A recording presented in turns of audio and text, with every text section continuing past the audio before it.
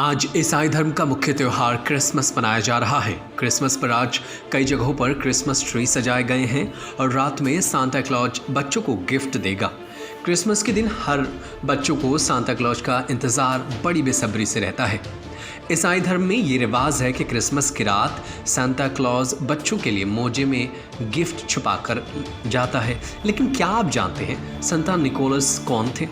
संत Nicholas ही Santa Claus हैं। आइए जानते हैं कि आखिर किस वजह से संत निकोलस सांता क्लॉज कहलाए। ईसाई धर्म की कथाओं के अनुसार संत निकोलस का जन्म तीसरी सदी में जीसस की मौत के 280 साल बाद मायरा में हुआ। वो एक रईस परिवार से थे। उन्होंने बचपन से ही अपने माता पिता को खो दिया। सेंट निकोलस बहुत दयावान व्यक्ति थे और उसे प्रभु यीशु में बहुत आस्था थी। निकोलस अक्सर ही बिना बताए ज़रूरतमंद लोगों की मदद किया करते थे। वो एक कदम चुपके से जाकर लोगों को तोहफे दे देता था। तोहफे को अचानक देखकर लोग खुश हो जाते थे। एक बार सेंट निकोलस को कहीं से पता चला कि एक गरीब आदमी की 3 बेटियां हैं, लेकिन उस व्यक्ति के पास उनकी शादी के लिए उसके पास बिल्कुल भी धन नहीं है। ये बात जानने के बाद निकोलस ने इस शख्स की मदद करने की सोची और वो रात को उस आदमी के घर की छत में लगी चिमनी में से सोने से भरा बैग नीचे डाल दिया। उस दौरान उस गरीब शख्स ने अपना मोजा सुखाने के लिए चिमनी में लगाया हुआ था। उस व्यक्ति ने देखा कि इस मोजे में अचानक सोने से भरा बैग उसके घर में आ गिरा और ऐसा 3 बार हुआ।